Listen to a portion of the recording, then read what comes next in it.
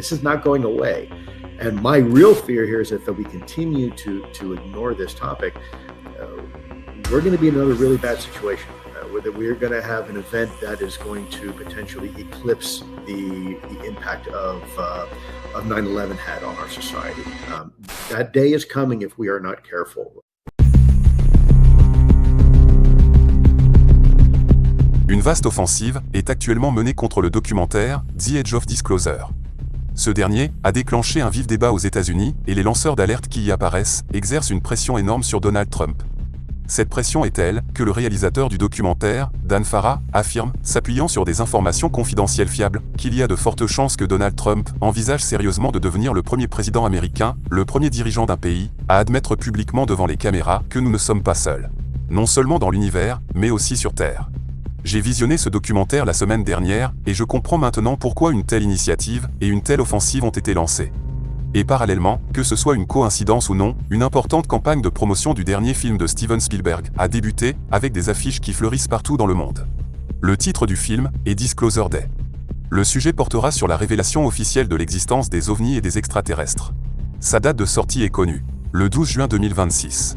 Et je pense que tout est clair lorsque vous voyez le slogan inscrit sur l'affiche du film. Tout sera révélé. Ce qui laisse supposer qu'une incroyable divulgation aura lieu.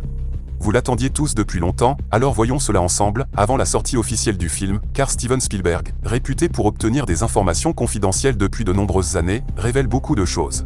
Et aujourd'hui, vous verrez de quoi il s'agit. Bienvenue sur La Vérité est ailleurs.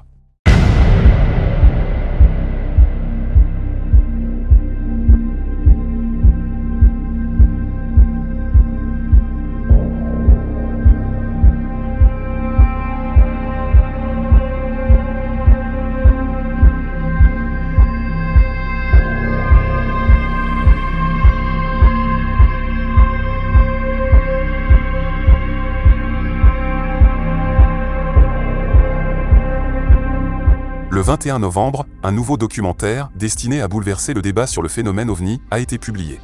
Il contenait des annonces importantes, mais il a aussi rencontré des critiques et de vives résistances de la part de certaines personnes opposées à sa diffusion. Et il y a une dizaine de jours, j'ai vu le film pour la première fois. Pourquoi ce film, malgré certaines critiques, est-il le documentaire le plus important de l'histoire de l'ufologie, et pourquoi sa publicité n'a-t-elle pas été excessive ? Aujourd'hui, je vais vous expliquer précisément pourquoi, malgré les critiques, ce film est important et pourquoi la publicité n'était pas exagérée. Actuellement, vous pouvez le regarder sur différentes plateformes, comme par exemple sur Prime Video. Mais si vous n'avez pas cette possibilité, ou si vous ne souhaitez tout simplement pas payer, il existe une autre option que je ne suis pas autorisé à annoncer, ni à promouvoir. Elle est bien sûr illégale, mais certains affirment que ce film serait disponible gratuitement ailleurs. J'ai donc vu le film, et je comprends pourquoi il a eu autant d'influence. Mais avant d'en arriver là, voici quelques minutes d'images tirées de la bande-annonce existante. The American people are ready to receive the truth.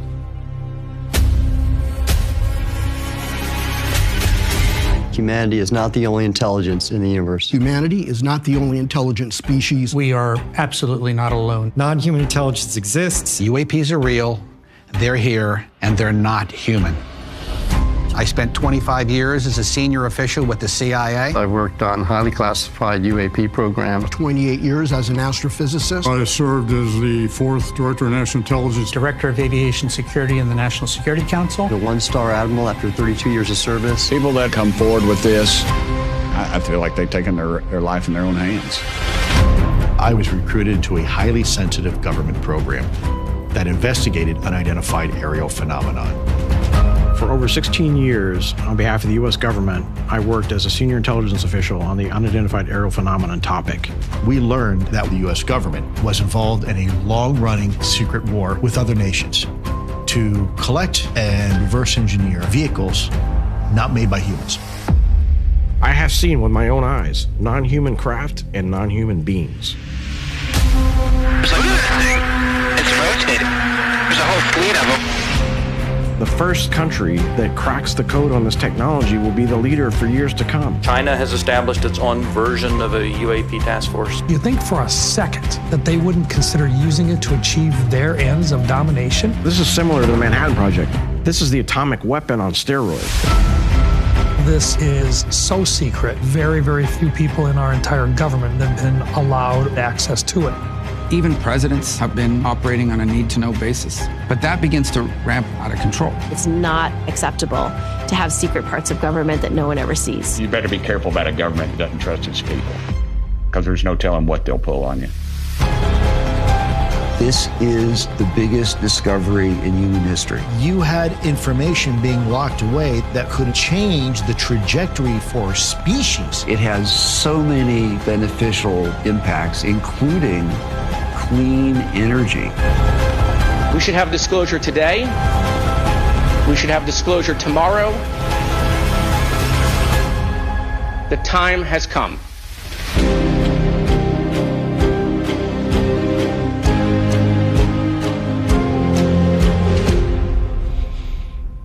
What else you want to know? Pourquoi ce film représente-t-il un tournant décisif? Parce que jamais auparavant, un documentaire n'avait réuni autant de hauts responsables, de hauts gradés, en passant par de nombreux directeurs d'agences de renseignement, des politiciens et des scientifiques, ayant directement travaillé sur des programmes d'information aussi secrets. Des personnes qui affirment avoir personnellement aperçu des vaisseaux et des êtres extraterrestres. Marco Rubio, aujourd'hui secrétaire d'État des États-Unis, apparaît dans le documentaire et a évoqué la dissimulation. À la sortie du film, j'ai constaté une certaine déception au sein de la communauté ufologique, dans des groupes sur Reddit ou sur d'autres forums en ligne. Parce que certaines personnes s'attendaient à ce que le film montre des êtres extraterrestres vivants, et il y a eu généralement une certaine déception car les témoignages ne disent rien de nouveau. Mais beaucoup sont passés à côté de l'essentiel concernant ce film. En effet, il n'a pas été réalisé pour vous, ni pour moi, ni pour ceux qui suivent ce sujet depuis des années, car cela n'aurait rien apporté. Ce documentaire s'adresse à tous ceux qui n'ont jamais pris ce sujet au sérieux. Pour vos proches, pour vos amis, ou pour ceux qui n'étaient pas intéressés parce que le documentaire ne montrait pas de nouvelles vidéos d'OVNI, ne mentionnait même pas les aspects sombres de l'ufologie, comme les enlèvements humains. Mais malgré tout, ce film est une véritable gifle pour le public en général. Ce public, qui a ignoré ces sujets pendant de très nombreuses années. Et contrairement à beaucoup d'autres documentaires sur les ovnis, qui sont restés cantonnés aux médias spécialisés, The Edge of Disclosure a franchi le cap en étant discuté sur des chaînes nationales majeures, comme CNN et Fox News, et a largement atteint le public américain. Mais en France, la couverture médiatique du film reste limitée à certains médias spécialisés, plutôt qu'aux grandes chaînes d'information généralistes. J'ai quand même appris des choses en regardant ce film, du moins, c'est mon avis. La raison exacte pour laquelle cette révélation a lieu, et pourquoi elle est faite maintenant, de cette manière. Parce que certains pensent que tout cela est une opération médiatique décidée en haut lieu par des décideurs de l'ombre. Et bien sûr, cela fait partie d'un agenda, et je vais vous dire de quoi il s'agit. Après avoir entendu certains témoignages dans le film, il ne reste plus aucun doute. Il s'agit clairement d'une lutte interne. C'est une rupture importante au sein du groupe Majestic. Il y a toujours eu des tentatives, de la part de certains membres de ces programmes secrets, pour forcer la divulgation. Ils n'y sont jamais parvenus, sauf de manière insidieuse, par la préparation de la population, par le financement d'Hollywood, de films et de séries, et ce qui se passe aujourd'hui a failli se produire à plusieurs reprises. Ils ont tenté sous la présidence de Jimmy Carter, mais sans succès. Il s'agissait d'un président américain qui avait parlé publiquement et ouvertement de son observation d'OVNI. Ils ont tenté leur chance avec Reagan, ce qui était important pour la suite de leur vision. On a presque assisté à une révélation avec Spielberg, mais là encore, ce fut un échec. Malgré l'enthousiasme de Reagan, cela n'a pas abouti. Par la suite, ils ont également essayé avec Clinton, mais sans succès. Et maintenant, ils lancent une offensive massive par l'intermédiaire de Donald Trump, et ils n'ont jamais été aussi près de réussir. En effet, il n'est jamais arrivé qu'un si grand nombre de personnalités aussi importantes soient exposées au public. Et maintenant, je vais vous dire pourquoi, car il s'agit d'un indice direct que j'ai tiré du film, grâce à Al Puthoff, un scientifique qui travaille sur ces sujets depuis des années. Actuellement, Al Puthoff travaille comme chercheur indépendant au sein de l'Institut des études avancées à Austin, au Texas, où il poursuit des recherches sur l'énergie du point zéro, la physique avancée et les phénomènes aériens non identifiés. Donc les ovnis. Lors de son passage au Joe Rogan Experience, en mai 2025, il a confirmé que les États-Unis auraient récupéré plus de 10 engins d'origine non humaine. Cette déclaration a marqué un tournant, car elle vient d'un scientifique ayant eu accès à des programmes hautement classifiés. Et s'il ne peut pas présenter de preuves matérielles dans ce documentaire, c'est parce qu'il serait certainement tué ou emprisonné pour trahison, violant ainsi son accord de confidentialité avec la loi américaine. Et c'est précisément pour cela qu'ils exercent ce genre de pression et lancent ce genre d'offensive au sommet de la politique américaine et contre Donald Trump. Il n'y a pas d'autre moyen de mener une action offensive pour changer ces lois, si l'on veut rester en vie et libre, et c'est pourquoi en général, on aborde ces sujets avec des pincettes. s'ils ne disent pas tout ce qu'ils savent, c'est qu'ils n'ont pas le droit de le faire, et aussi parce que c'est plus facile à dire à tout le monde de cette manière. Mais s'ils disaient tout le reste, cela choquerait le monde entier. Ils doivent donc faire des révélations de manière progressive. Et certains lanceurs d'alerte reçoivent des pressions et des menaces de la part de services secrets ou de groupes occultes pour qu'ils se taisent. En effet, certains pourraient très bien disparaître ou se retrouver dans un sombre sous-sol où ils ne reverraient plus jamais la lumière du jour. La coopération de toutes ces personnes n'a donc rien changé, même si une vidéo d'un extraterrestre a été divulguée officieusement par un lanceur d'alerte dans le passé. Mais qui croirait à une telle chose sans confirmation officielle? Qui pourrait y croire, à part une partie d'entre vous? La vidéo est très vite tombée dans l'oubli, comme une autre vidéo de cirque, une arnaque, ou l'œuvre d'une intelligence artificielle. C'est précisément pour cela que ces lanceurs d'alerte se sont associés. C'est pourquoi ils exercent une pression énorme à travers ce genre de documentaire, et cela fonctionne, mais je vais vous dire ce que j'ai compris en écoutant les déclarations de Puthoff et les avertissements d'Elizondo et d'autres personnes. Pendant des années et des décennies, l'Amérique a exercé une domination absolue sur cette technologie et sur le succès de la rétro-ingénierie. Mais ils se sont vite retrouvés bloqués sur certaines choses qu'ils ne pouvaient pas résoudre, qu'ils ne connaissaient pas, mais ils ont aussi découvert d'autres choses. La Russie, c'est-à-dire l'Union soviétique, a toujours été très en retard sur ces sujets, car elle a ses propres programmes. Bien sûr, elle a des programmes de reconnaissance, mais elle était très en retard sur les Américains dans tous les domaines. Tout ce qu'ils ont fait est bien pire que ce que l'Amérique a fait pendant des décennies. L'Amérique a toujours eu l'avantage dans ce genre de secret. Et il n'était pas vraiment nécessaire de révéler quoi que ce soit, même s'ils étaient bloqués sur certains points et n'arrivaient pas à les résoudre. Mais ces dernières années, un changement majeur s'est opéré. Non pas chez les Russes, mais chez les Chinois, qui selon des sources internes, ont réalisé des progrès considérables. Ils sont parvenus à résoudre certains problèmes clés, et même à rattraper, voire à surpasser, les Américains sur certains points. Al Puthoff parle directement de ces sujets et de la guerre froide secrète, de la course entre les États-Unis et la Chine, et il affirme une chose essentielle. La Chine n'a pas les mêmes problèmes que l'Amérique, car la Russie les a aussi, même si ce n'est pas dans la même mesure, mais surtout la Chine, qui est un État autocratique, n'a pas résolu tous ces problèmes à notre manière, comme les Américains. Lorsque plusieurs personnes travaillent comme sous-traitants pour différentes agences, il faut identifier la branche hiérarchique exacte. Les États-Unis sont responsables de ces opérations, car ils ont clairement indiqué qui dirige les programmes relatifs aux ovnis. Voici les graphiques tirés de ce documentaire, sur le programme dit « Legacy », qui est à l'origine de tout.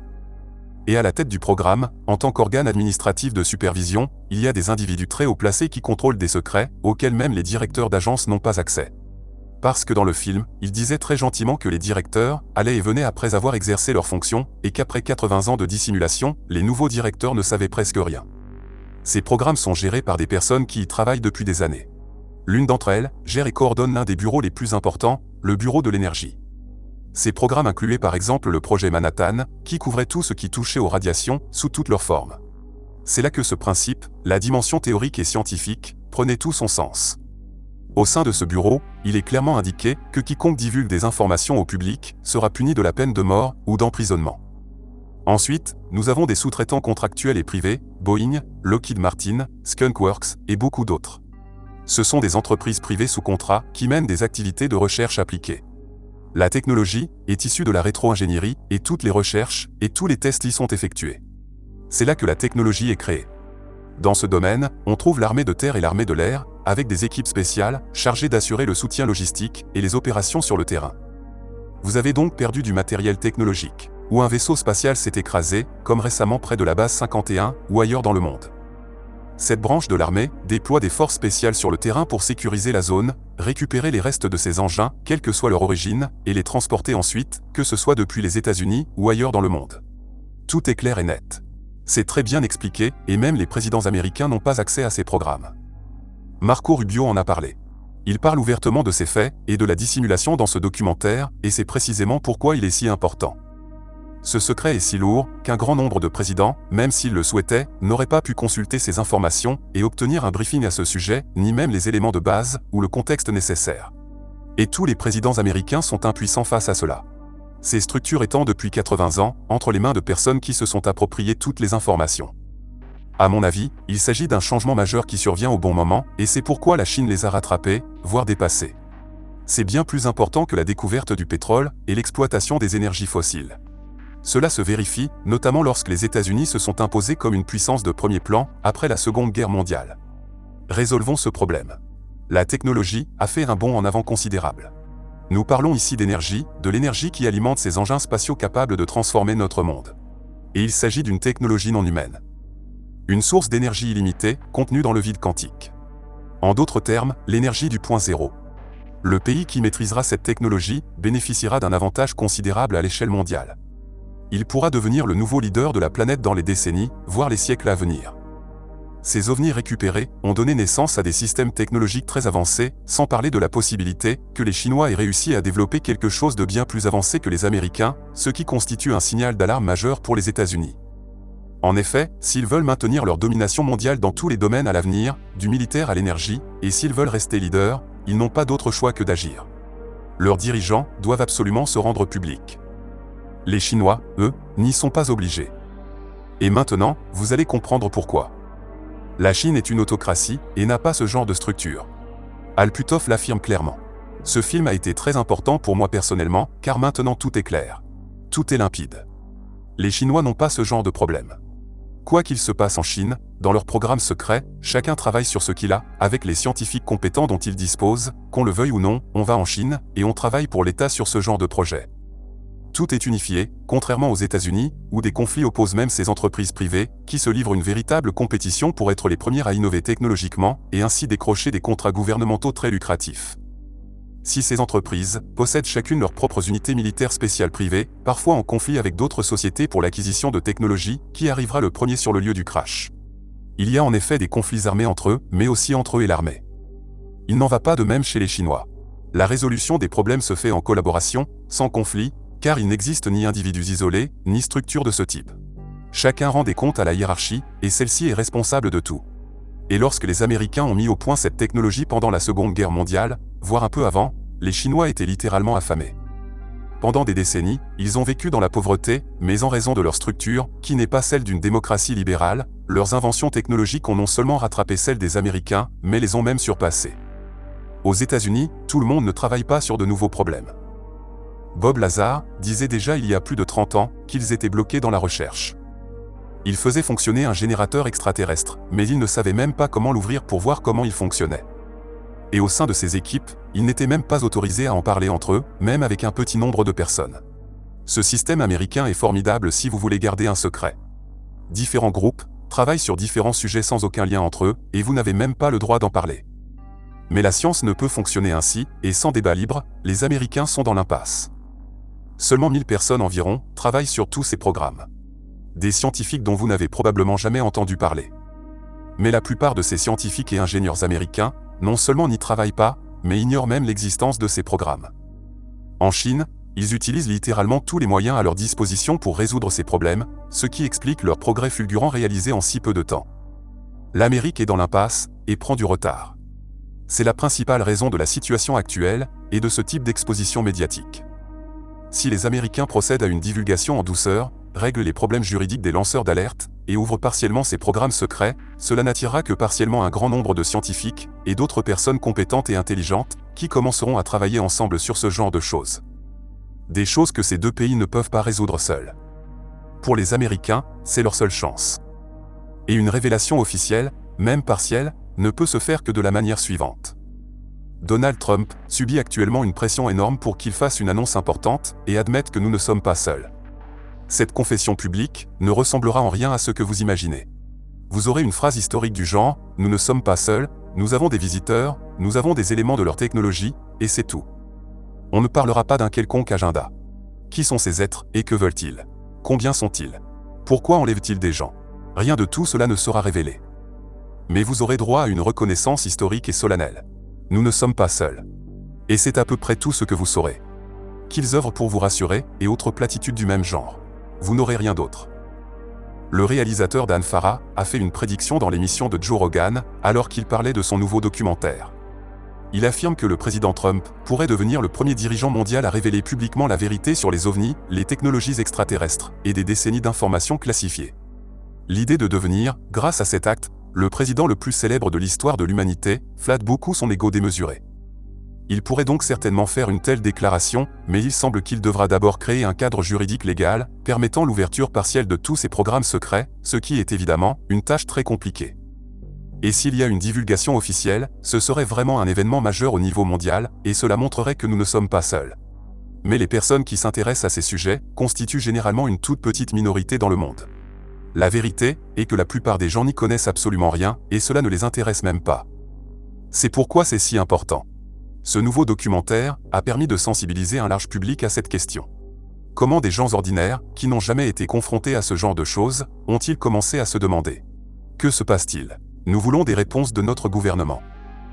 La situation est donc devenue très tendue, car nous n'avons jamais atteint ce stade auparavant. Il semble que ce soit la raison pour laquelle ils insistent, et ils insistent au maximum, au moment opportun. Parce qu'il n'y a jamais eu de président au pouvoir, aussi imprévisible, et assez fou, pour oser faire une chose pareille. Et à mon avis, nous allons dans cette direction. Sans aucun doute, les États-Unis veulent simplement rester une grande puissance mondiale. Ils n'ont donc pas d'autre choix que d'agir ainsi. Il existe bien sûr un autre parallèle qui se dessine simultanément. Il se passe autre chose sur Terre. Dans ce cas précis, les Américains veulent conserver leur domination mondiale. Le seul moyen d'y parvenir est ce qui se produit actuellement. Car la préparation du public au sein de la population a atteint un point de non-retour. Et le dernier exemple en date est le dernier film et l'annonce de Steven Spielberg. Dans le monde de l'ufologie, Spielberg est connu pour être quelqu'un de bien informé. Il finance ses films, ils lui fournissent des informations exclusives, et grâce à son talent, il réalise des films formidables sur les extraterrestres. E.T. l'extraterrestre, Rencontre du troisième type, La guerre des mondes, et bien d'autres films encore, où il a exploré ce genre de thème. Il a même travaillé sur une série très intéressante, dont je parlerai plus en détail juste après. Tout cela vise une préparation psychologique à long terme, une approche humaine, aux côtés de nombreux autres acteurs de cette même histoire. Dans ces films, on voit des extraterrestres et des échanges de populations où des représentants humains se rendent régulièrement sur une planète extraterrestre. Quelque temps plus tard, une théorie du complot concernant la planète Serpo fait alors son apparition. Ces personnages de films sont même inspirés de personnes réelles. Et étrangement, ces créatures extraterrestres ressemblent presque trait pour trait aux momies du Pérou. Cet homme était un ami proche de présidents américains pour lesquels il a travaillé et a présenté ses films en avant-première, comme celle organisée pour Reagan, et il s'est également adressé à eux personnellement.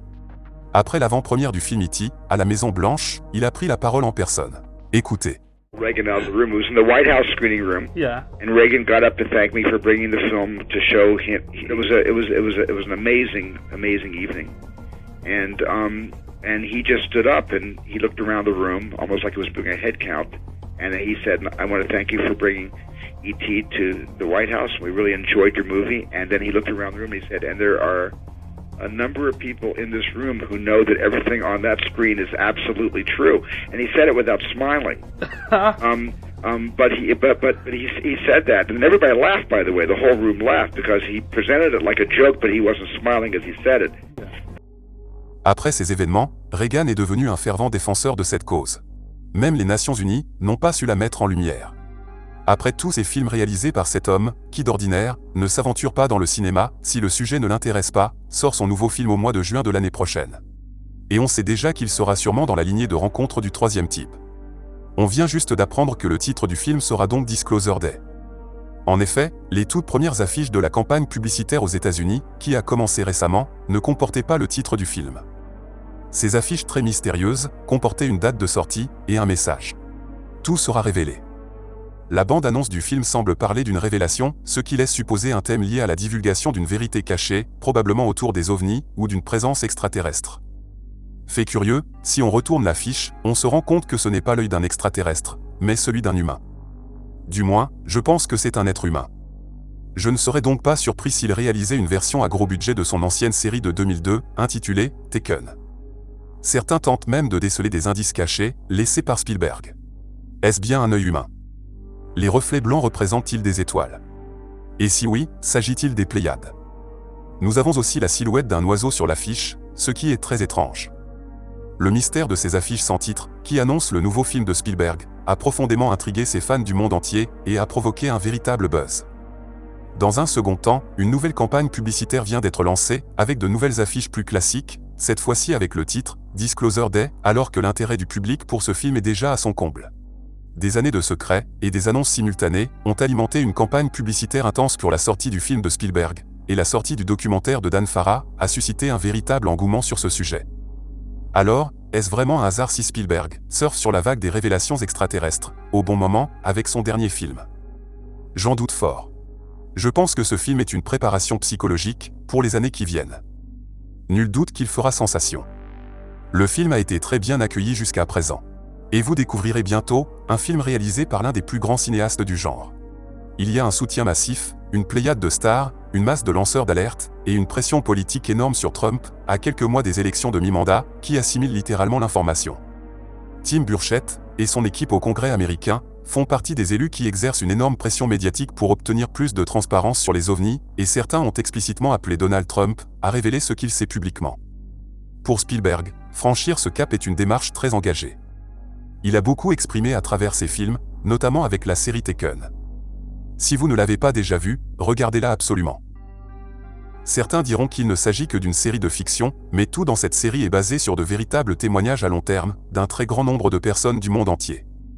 Et là, avancez un peu la vidéo si vous ne voulez pas que je vous dévoile l'intrigue de cette série, et celle d'un éventuel futur film à venir. Spielberg a déjà quasiment tout dit dans cette série. Quant aux petits êtres gris, il a également très bien expliqué leur motivation. Selon la série, leur présence et leur ingérence dans nos armes nucléaires n'est pas seulement due à leur volonté de nous empêcher de nous autodétruire pour sauver la planète, mais parce qu'une vaste expérience à long terme se déroule au sein de notre population. Il s'agit d'une expérience génétique et de ce qui suit. Les individus de leur espèce ont perdu leurs émotions et leur intuition. Il ne leur reste plus que l'intellect et la logique à l'état pur, dépourvus de toute émotion. Leur évolution a abouti à une impasse où ils ne progressent plus, n'ont plus de conscience collective et ont perdu leur identité. La raison de leur fascination pour les humains tient à l'idée de notre âme, de nos émotions et de notre intuition, concepts qui leur font défaut. C'est pourquoi ils enlèvent des personnes pour leur expérience génétique, car ils auraient également une dégénérescence de leur ADN. Ils nous étudient, mais ne nous comprennent pas. Alors ils créent une nouvelle race d'êtres hybrides à l'apparence humaine, qui possèdent notre apparence, mais avec toutes leurs capacités intellectuelles et mentales avancées. Et grâce à ces hybrides, ils prévoient de créer un pont entre les humains et leur civilisation, ainsi qu'un médiateur pour la coopération. L'intrigue de la série tourne autour d'une jeune fille hybride que le gouvernement américain souhaite capturer et étudier. Mais elle quitte la planète, en préparant son retour, afin que l'humanité soit prête à l'accueillir dans le futur. Bien que la série n'en parle pas explicitement, elle évoque brièvement l'existence d'autres espèces extraterrestres. Mais il est possible que les nombreuses rencontres avec de grands êtres blonds, à l'apparence humaine, ne soient pas des extraterrestres, mais justement ce type d'hybride. Des hybrides visant à adoucir la perception du public et à créer un pont vers la coopération entre ces deux espèces. En effet, ce n'est pas du tout la même chose lorsque des êtres de ce genre vous apparaissent et suscitent la peur et la répulsion chez la plupart des gens, que lorsque des hybrides à l'apparence humaine se présentent à vous. Alors à qui s'adressent ces films? Je l'ai déjà dit, ces documentaires ne sont ni pour moi, ni pour vous. On entend parler de ça depuis longtemps. Tout cela est destiné aux gens ordinaires, pour le grand public. C'est très important que vous compreniez, et c'est pourquoi on ne dit pas un mot sur le côté sombre de l'ufologie. Autrefois, on donnait des remèdes très amers sur un morceau de sucre, pour les rendre plus faciles à avaler. Aujourd'hui, c'est la même chose. Oui, il est plus facile d'avaler ce qui nous arrive avec des films et des documentaires. Et je le répète, c'est une préparation psychologique. Mais qu'on le veuille ou non, cela devient lassant. Cela continue, encore et encore. Cela n'en finit plus. Alors il m'est presque impossible d'imaginer que tout cela ne mène à rien, que la situation se dilue au fil du temps, et que l'on finisse par oublier ce genre de choses. Et que dans une trentaine d'années, de nouvelles personnes relancent le sujet. Non, c'est vraiment autre chose. Je pense que nous avons franchi un point de non-retour. Car vous êtes sur La Vérité est ailleurs, un endroit où la vérité se confond parfois avec la fiction. À bientôt.